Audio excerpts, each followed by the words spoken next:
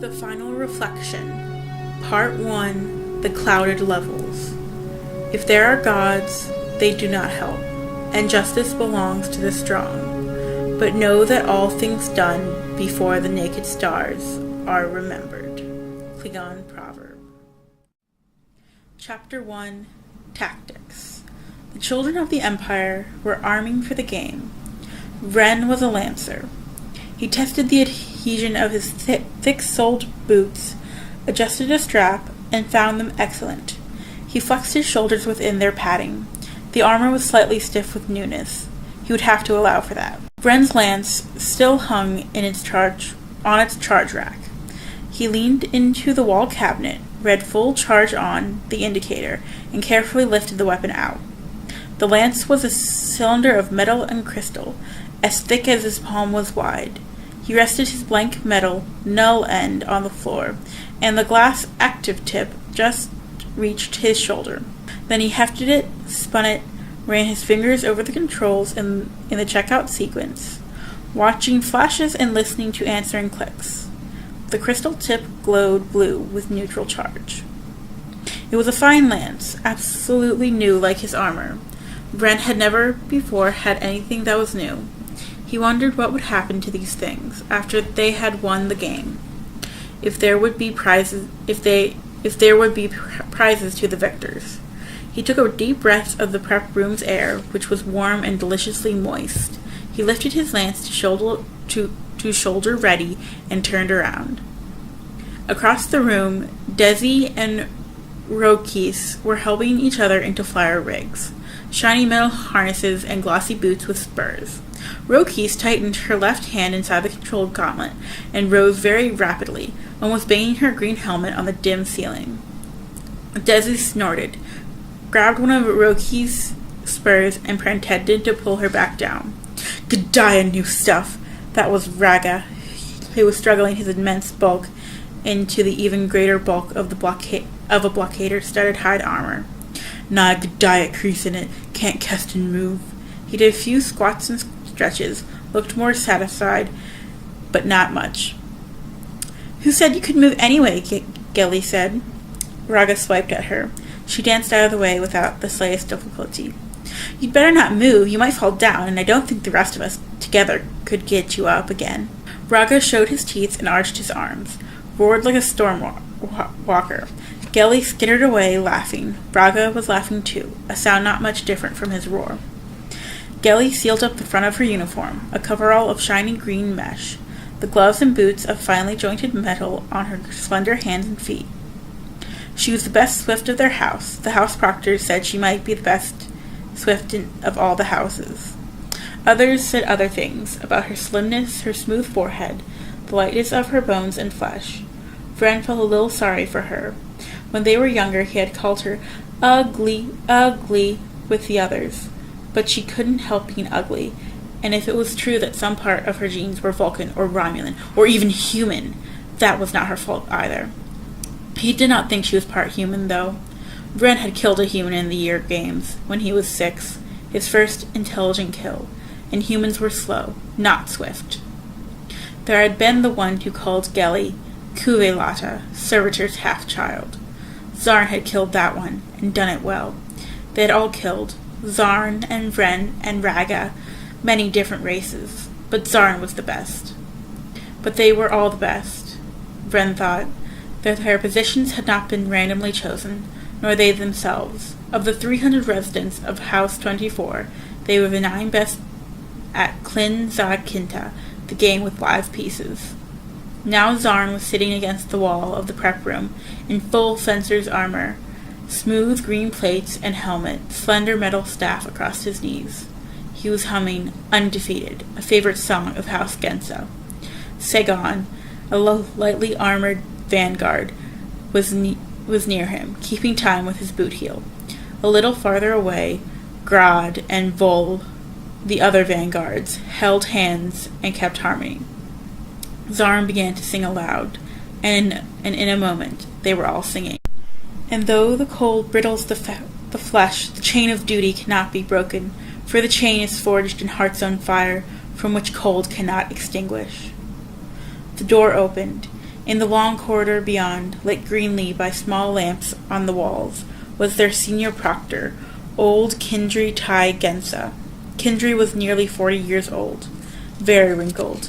He had been a full commander in the Navy until vacuum crippled his lungs.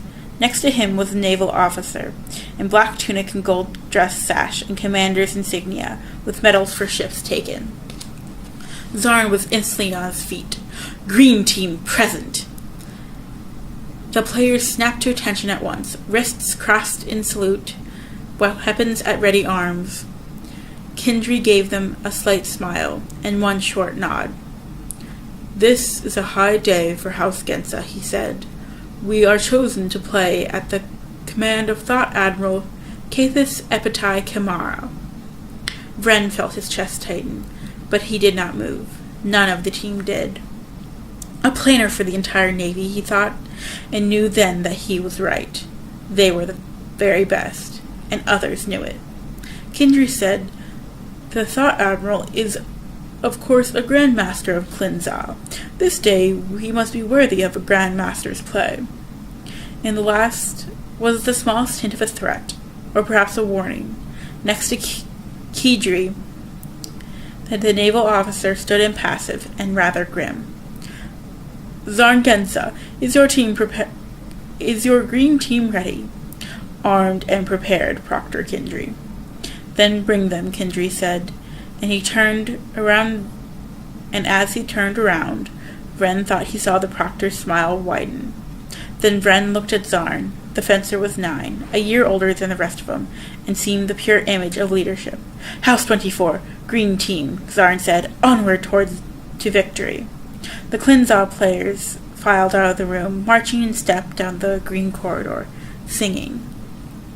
"Yet if my line should die, it dies with its teeth in the enemy's throat.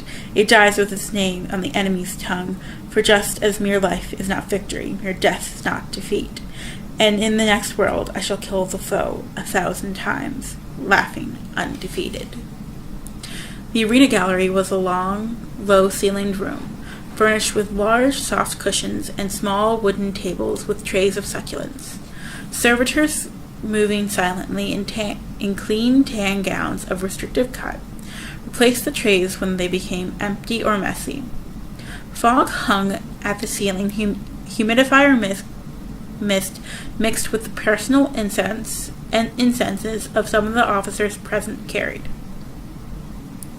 One long wall of the room was entirely of dark glass. There were slightly more than a dozen of high ranks present, naval and marine, and 2 civilian administrators with a reputation at Klinzal. Also in the room were a few of the officers' consorts, 2 for Admiral Kezke, who was never moderate, and 3 Vulcans, all Tharavol. The spindles for the first move, thought Admiral. General Margon Sutai Dema held out a pair of hexagonal rods, a polished white bone with numerals inlaid in gold on their faces. Margon gave them a small rattling toss and caught them again. They showed double 6s. There was a mildly unpleasant look on Margon's face, but there usually was, and the scar at the side of his mouth only added to it. Behind Margon, Force Leader Mably Vestai Galan sat on a cushion, looking quite uncomfortable. One of Margon's Cuvée consorts was stroking Mably's shoulders, which did not seem to relax him at all, though the female's claws were fully retracted. Mably kept glancing at the other officers. Every one outranked him. Worse, the administrators did as well. Mably looked straight at his opponent. Thought Admiral Kethis Epitai Kamara had deep wrinkles in his knobbed forehead, hair very white at his temples. He was 52 years old, an age at which Klingons of the imperial race should be dead by one means or another. Yet his eyes were as clear and sharp as naked stars. He smiled at Force Leader Mably, then faced General Margon. "I grant the option." Kethis reached casually to one side, picked a glass of black brandy from a servitor's tray. Mably said, "I take." He broke off, looked around. Only the civilians looked especially disapproving. I choose first position. Kethis nodded, drank. A side door opened with a whisper of air, and the game operator entered the gallery. The operator was a Vulcan, Tharaval like the others of his race present. He wore a green and gold gown of his homeworld's cut. In his hands was a flat black case.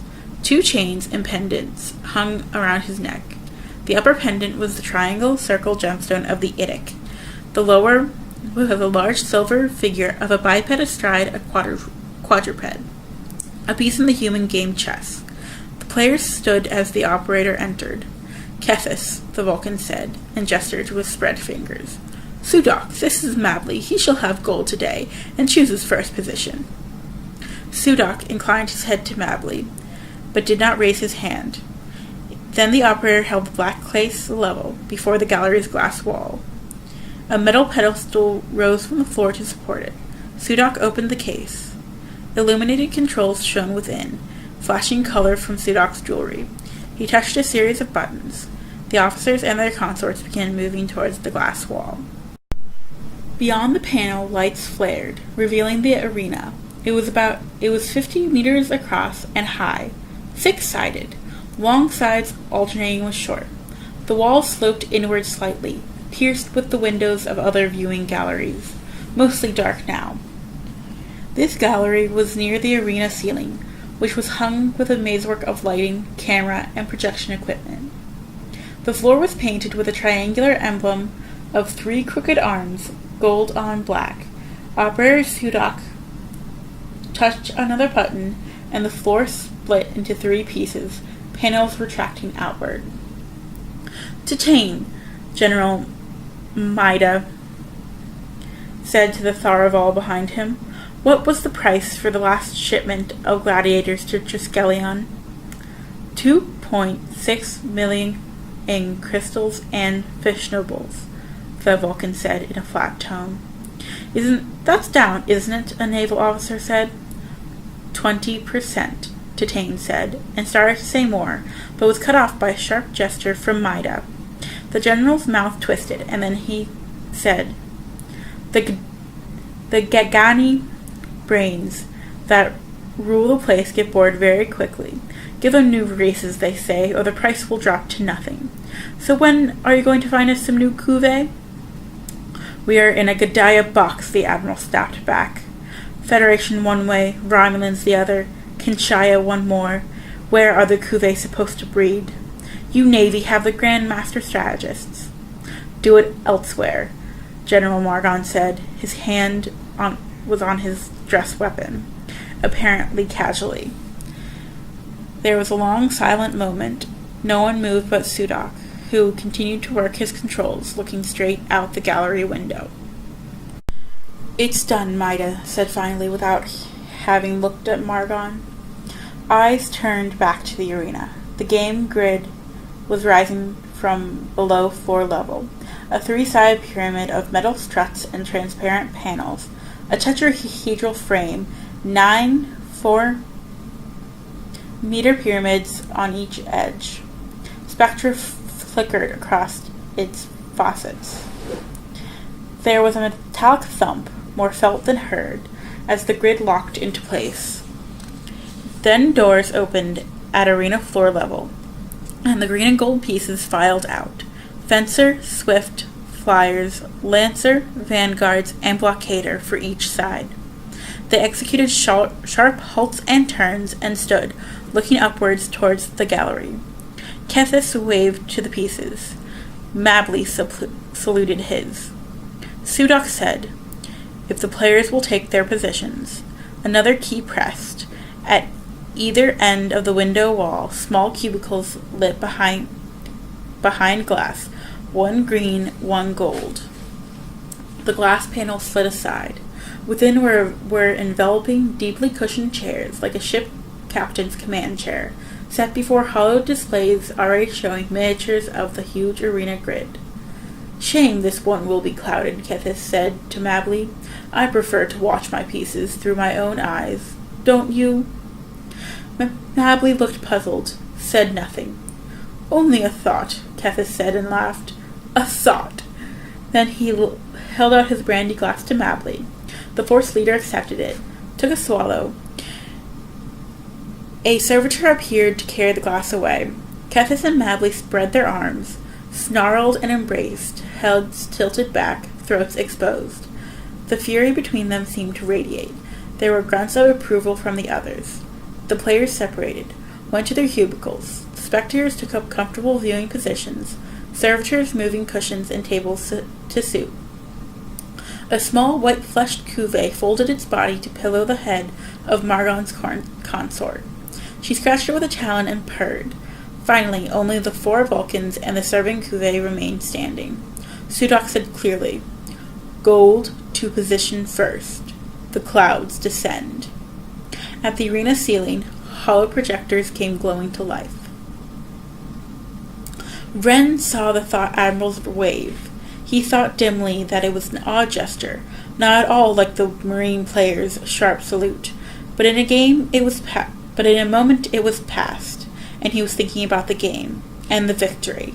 He felt the weight of his lance, its good balance, the fine fit of his armor. Prizes, he thought. The house had all the taped episodes of Battlecruiser Vengeance, and Wren had watched every one of them, and they all ended with the same line.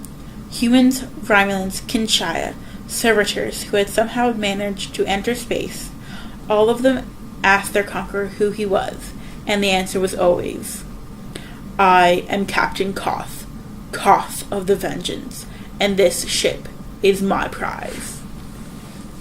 Not that Wren could ever have a ship, not ever a ship, not without a line name or a line, but perhaps he could have the lance, a prize of war, his entirely, and like Koth, he would use his prize.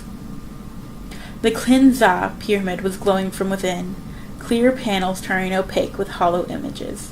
Wren heard a slight escape of breath from Raga. That said more than a mouthful of curses. The clouded game was hardest on a blockader. It was not Wren's favorite either.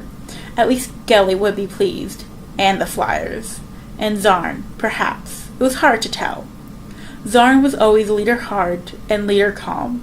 No form of Klin-Za was easy for the fencer. On the other side of the arena floor, the gold team was moving, filing into the game grid. Green team had second placement then, and second move. Wren did not know how much advantage there was to second position, when the opponent's setup was partly hidden. He did not like the clouded game, even when he controlled all the pieces. One could not see the enemy's pieces, or the enemy. The naval officer with Proctor Kindry spoke quietly. Kindry gestured, and green team entered the grid. Green player chooses the left-hand point, Sudak announced. The gold pieces had been placed as Mabley chose. Now the green pieces occupied another point on the grid's lowest level, leaving the third point empty. I can't see them all, Margon's consort said, annoyed. Margon grunted at her, a threatening sound. Sudak said nothing and moved to control. The gallery glass darkened, and the grid cleared as the obscuring hollows were polarized out. Hazy shimmers remained, indicating which panels were blocked to the player's view. "Drowned fish's teeth, look at that," one of the civilians said to the other. "Old Kamara's got a Lancer advanced opening. What would you say to doubled stakes?"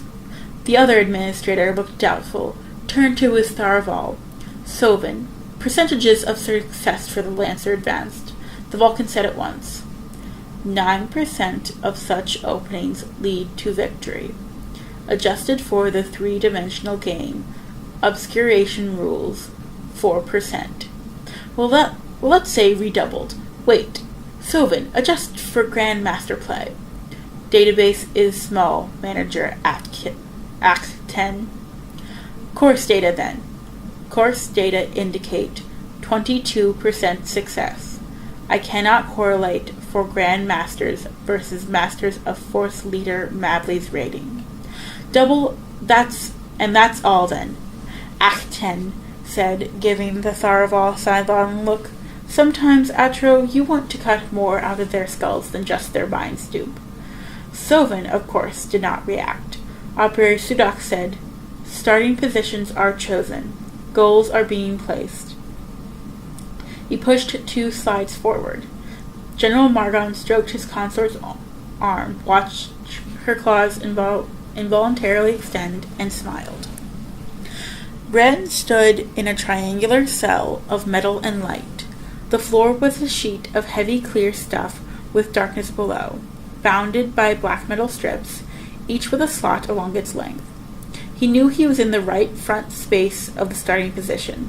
It was a bad place for a lancer in flat-board Klinza, backed against an edge, but perhaps not in this game.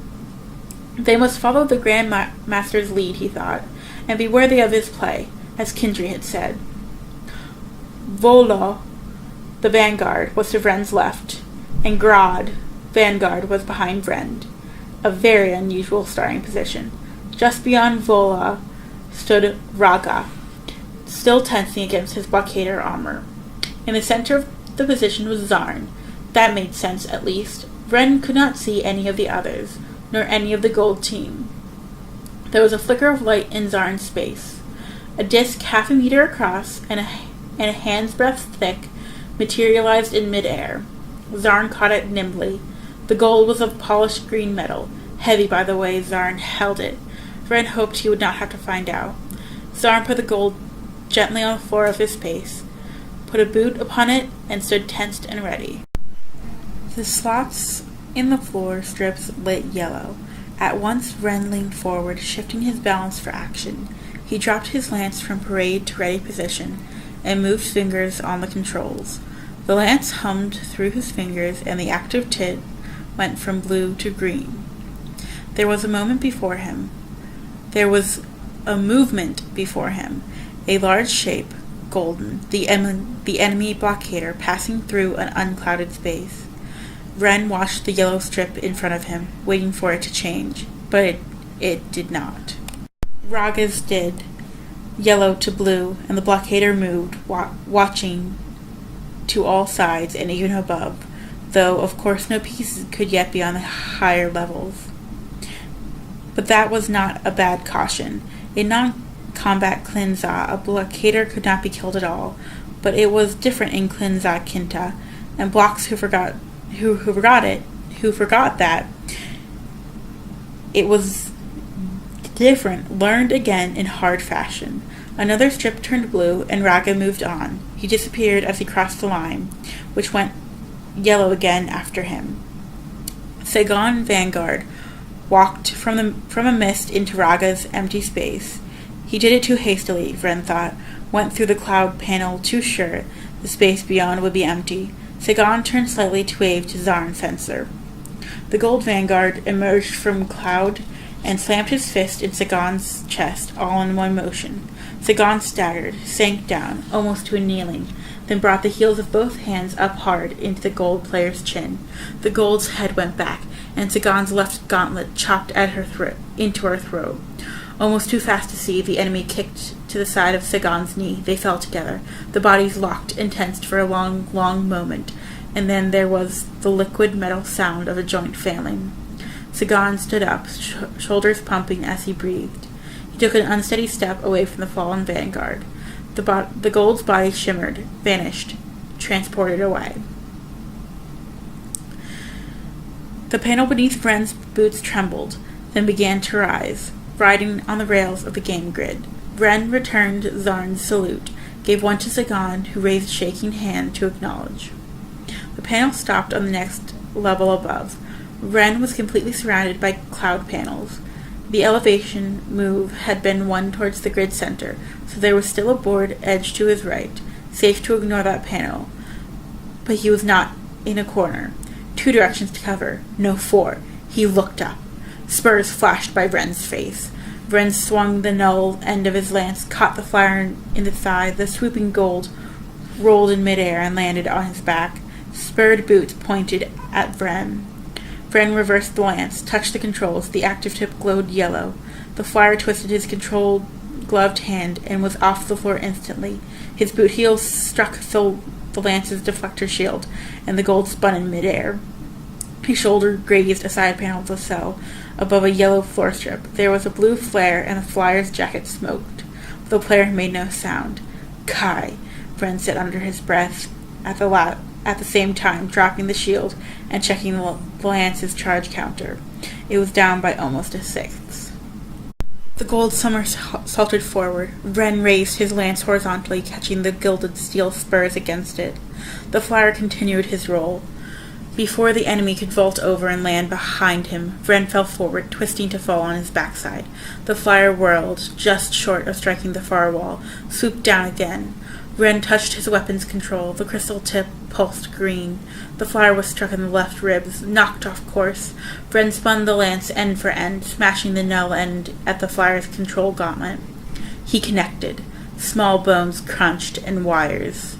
As if swept by an invisible hand, the gold's harness flung him into the wall of the cell and pressed him there, outlined in blue fire. The harness spent its charge. The gold flyer hit the floor, moved a little, then sparkled and vanished without a sound. A floor strip turned blue. Bren walked through the hollow into the space beyond.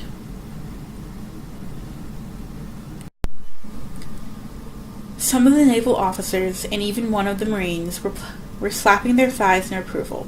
"Good play, good play," Admiral Kezki said. "Who's the Green Lancer?" Operator Sudak pressed keys, and the close-up image was printed over with red letters. "Ren," Kezki read. "Genza. Good house. Rustach?" Kezki knocked aside the fruit one of his consorts was feeding him. There was a silence in the gallery.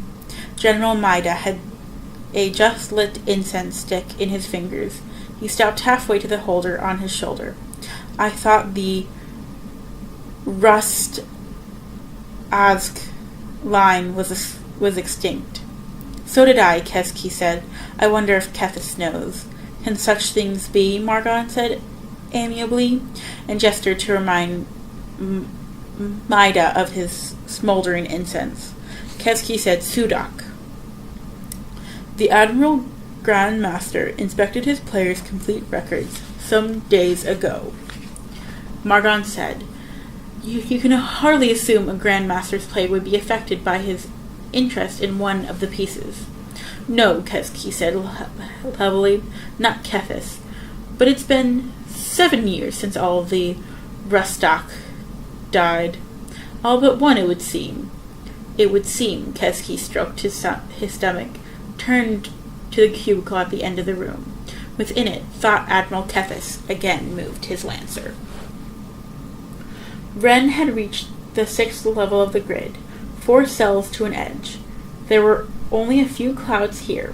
About half the level was visible, and several spaces on the level above. Bren wondered briefly if the other gold flyer was still in play, and almost without thinking checked his lance. The indicator read 4/10 charge. The flyers could not carry goals, but surely that did not matter yet. Surely they were not so close to endgame. Behind Bren, a player was rising from below. He turned. It was Gelly, bouncing from toe to toe as if she were weightless. There was a film of blood on her metal gloves. She was smiling, like a shining light in her face. Bren nodded to her, and she spun around on the ball of one foot. The other enemy flyer shot upwards through a space 2 away from Bren's, and was lost in the clouds above. Huge green armored shoulders appeared near the far point of Ren's level. Raga was coming up. There were creases now in his heavy leather, and a few rips. Bren wondered if he was happier now. He stood as if nothing could ever, touch him. The golden lancer stepped out of the cloud, faced Raga directly. Bren leaned forward slightly, and eager to see. The enemy's lance flashed green. Raga made no attempt to dodge the bolt. He did not even grunt as it struck him. Then he swung. The lancer was at least smart enough not to bother with his shields. He reversed his weapon to the null end. Bren smacked a hand on his thigh. It was a bold move. Not that it would save him. Not against Raga. The green blocker's fist smashed at the lance butt. knocking it down, almost out of the gold's hands. The enemy staggered. So did Raga. Vren stared as the best blocker of all the houses sank to his knees. The lancer stepped back to recover. Raga barely moved. The null end struck him, and struck again, and again. On the third stroke, Vren heard the pop of a spark. And then he understood. The lance butt was not null. There was something hidden in it. A contact stunner, or an agonizer. It must be, he thought. It must be a rule he did not know, some handicap against the Grandmaster, perhaps. Vren checked his control, touched a finger to the null end of his own lance. Only the grip of training kept him from banging the blunt end against the floor, or into one of the wall barriers. Vren looked up towards the window where he had seen the players, but it was blocked now from his view. An edge of Gelly's space went from yellow to blue. Vren turned, saw the path of blue lines leading to the gold lancer. Raga was gone. Vren opened his mouth to warn her. His jaw was tense enough to hurt, and before he could strain out any words, Gelly Swift was across the spaces at warp speed. The gold brought up his weapon. Gelly danced around it, kicked the lancer. He stumbled, started to turn. She kicked him again, punched him in the lower back. He seemed about to fall. She tumbled, did a handstand, and struck his helmet with her boot heel. The lancer fell. Gelly cartwheeled upright. The lancer stood and sent a bolt into her body. Gelly doubled over. The lancer hit her with the blunt, non-null steel. Hit her twice. There was blood. Gelly's blood was a very dark color. A snarl came up in Vren's throat. He swallowed it back. Vren was elevated again. When he reached the 7th level, the gold disc was just being transported into his space. He caught it as it fell. The metal gold was indeed quite heavy. The space was opaque on two sides, above and below. The clear side showed nothing. Where, Vren wanted to know, was Zarn. Moving the fencer away from the goal was the most dangerous gambit in Klinza. He wanted to know as well if the gold players were cheating, and if so, how they expected to succeed, and if Raga and Gelly had been transported alive, and he wanted a gold player to kill for his own. About those odds, manager Atro said. Octen, without looking away from the window, said, "Wagers cancelled, of course. No fault." Atro waved a hand. Kevsky had retrieved the fruit from his consort and was chewing furiously. "I don't know about that, Lancer," he said, juice running down his chin. "The Thought Admiral might then be distracted," General Margon said calmly, reaching for a glass of brandy. "Not the green Lancer, the gold," Kevsky said at once, then turned to face Margon. "I am not a Thought Admiral, and I do not pretend to understand fleet strategy, but even you, General, know Epitai Kamara's record." "Oh yes," Margon said lightly. I made a gesture with fingertips to forehead, indicating mild insanity. The Marine officers laughed. So did some of the navals. Does anyone know what sort of fusion that Green Swift was? She was rather interesting, in a skinny sort of way. Margon's consort threw a grape at him. "The green goal's unprotected," General Maida said. "He sent his fencer off." "Operator," Kevsky said slowly, "replay of the last kill by Gold Fencer." Sudak touched a key, and a small hollow was thrown on the glass. "Lancer elevated to 7, covering goal," one of the managers said. "Gold Lancer to 7. Kevsky said, "Operator, stop replay and enlarge." "General Margon, will you look at this?" When I mentioned the Swift, I had only the Epitai Kamara in mind. He likes skinny and green. Green Lancer carrying goal up to 8. As Vren set the gold disc down, the enemy Lancer rose into view. Now Vren thought, and waited for the yellow space barrier to change.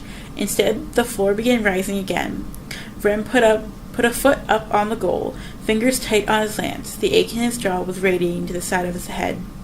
From the 8th level, only 2 spaces on an edge. He could see downward, see Zarn on the 7th. Now he thought he understood. Zarn would move from cloud on the Lancer. Zarn did. He swung his thin staff in the widest possible arc. The tip struck the Gold Lancer's right arm and wrapped around it. Zarn twisted the polarizing grip, and the metal went rigid. Vren had seen Zarn execute this kill 100 times. As the enemy was pulled around, he would be carried directly into Zarn's knifing left hand, and the Gold's own body energy would help to drop him. Then, impossibly, Zarn stumbled. The fencer's hand twitched, depolarizing his staff.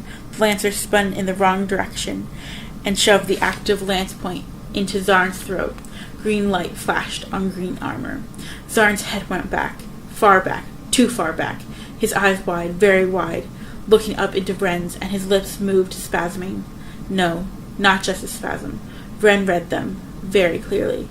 "Get this one," Zarn said, and flickered silently out of existence. Did you see that flare?" Keski said, "between the lance and the Swift's body?" "That's just a lens flare," someone said, without force.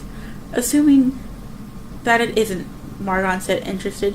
"What is it?" Keski said, "You know more of personal weapons than I, General. You are an authority on them." Margon sniffed his brandy. His other hand rested relaxed on the grip of his dress weapon. "Are you proposing, anything, Admiral?" A few of the others stepped quietly away.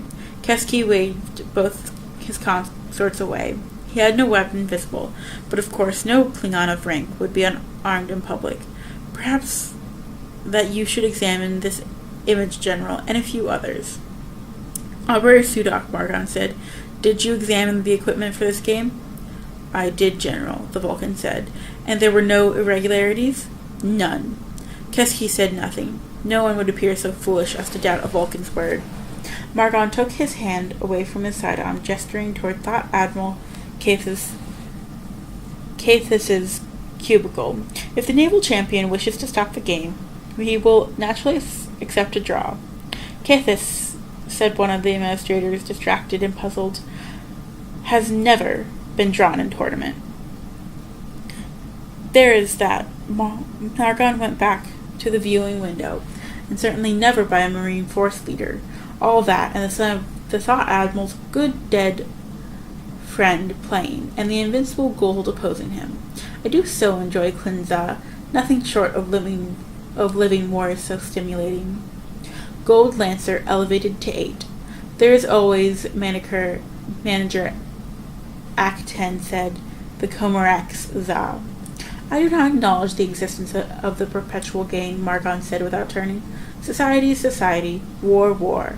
If they are games at all, surely they are not games. That they are not all the same game. I deny it." "That is a favorite tactic," Act 10 said. "Green Lancer to level 9. There was no cloud at the highest level. Vren stood in a 4-sided pyramid of clear shimmering panels, edged in black steel, and waited for the last move of the game. There could be only one move now. Vren had carried the goal to the 9th level. The enemy had his next move only to capture the disc, and only the Lancer could reach this space in one. The other gold flyer might, of course, if she were on an edged space and still alive. But Vren knew it would not be the flyer. The move would be too easy, not bold enough for a game between masters. He was right. A spindle of light, dazzling, soundless, appeared in a point of the space, and the Gold Lancer materialized. Vren smashed his lance against the Gold's almost before the transport was complete. He felt the displacement field push him back as it did the air. Then the effect died, and Vren shoved the enemy back, so that both the Gold's shoulders struck wall panels. Vren cursed. He had been expecting shock fields, but here there was only plain matter. The Gold pushed back and tried to turn his lance crossways to Vren's, give freedom to use the active or false null tips. Then the two Lancers struggled for a dozen heartbeats. Then Vren was pushed back by incredible strength. Lances cracked against each other and against yellow energy shields. Vren read his charge counter, 1/4. He dropped the shield and used the lance as if it were a plain metal fighting stick, striking sparks, connecting with blows to the enemy's limbs that seemed to have no effect at all. He would have howled, but there was no breath to spare. He looked into the enemy's face. Their eyes met. The Gold was clearly full Klingon, as much Imperial race as was Vren. The broad, dark face was scarred heavily, and there was a strange high tension in the look, like electricity in the yellow eyes.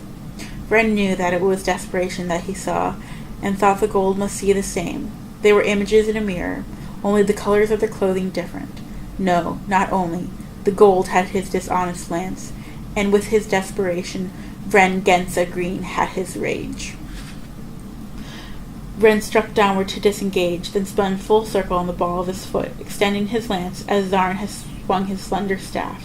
The startled enemy had blocked high, and the crystal tip of Wren's lance caught him just below the right armpit. Wren fingered his controls, and the whole remaining charge of his weapon ran into a single green bolt. The gold player dropped his lance. Wren kicked it aside, then threw away his own. And then he stopped still and stared. He had been wrong. There had been no hidden weapon in the gold player's lance. Not in his lance at all. The gold's right arm lay on the floor, twitching, its fingers spasming. 1, 2, 3, 4. Above it stood its former owner, wobbling on his feet. From his right shoulder, wires dangled and sparked, and coolant and fluidic oil dripped from broken tubes. Wren drove a fist into the enemy's body, then another. He felt tissue give beneath. Only part robot then. Good. Very good.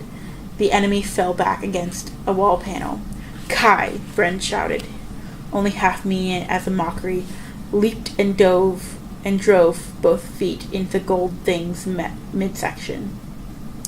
Plastic splintered outward, and the cyborg lancer went out and down 50 meters, and hit with a sound neither fleshy or mechanical. Blood and oil ran together. Gensa, the victory, Wren shouted from the apex of the grid, out the open panel. He looked at the officers watching from their gallery, across space and a little below him now. Gensa 1,000 times undefeated. He wondered if any of them were listening. What an extraordinary endgame, Manager Act 10 said. General Maida coughed and snuffed out his incense. One of Admiral Kesky's consorts turned and was sick. A servitor caught it in the hem of its robe. Kesky said, I should call it more than... Yes, Margon said, and his pistol was out. Consorts and officers went for cover. Tokay Strav, Margon shouted, willing slave, the vilest name Klingon could call Klingon, an insult only death could redeem. Then Margon fired a bolt of actinic blue light that starred the glass door of Force Leader Mabley's cubicle. Mabley had just turned when the second shot blasted the panel apart, showering the player with fragments of crystal.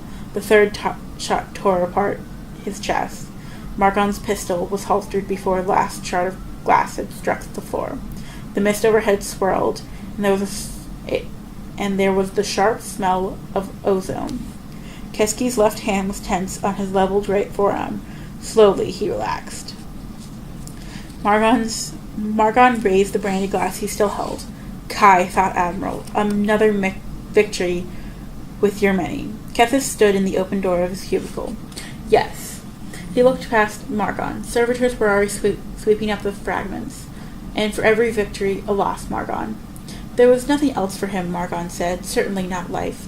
What could be accepted as truth from one who would commit fraud at Klinza? I would suspect that, when the plotters of security finish this Strav's record, it will be found full of lies as well. I would not doubt that, Kesky said without sarcasm. But the corruption ends here, said General Maida. Kethis was looking out the window at the figure on the top of the pyramid. The Green Lancer had arms upraised, and was shouting something the glass filtered out. It was barely possible that Mabley had heard Margon's challenge before his glass was broken, but it hardly mattered. Kethis said, There is a last thing, Sutai Dema. Margon said, Epitai Kamara? A pleasing game. My compliments to a worthy opponent. Margon nodded. Kethis turned away. Manager Acton, he said, I would like to discuss a matter with you. An adoption from one of the houses of lineless youth. Atkin gestured to his Tharval. I took that to be the context of your message, and Sopin has a set of... Acton stopped short. You said an adoption? not just a transfer of residence? Kethis gave the faintest of smiles. You are a good player, Atkin, but even I did not know in advance how the game would end.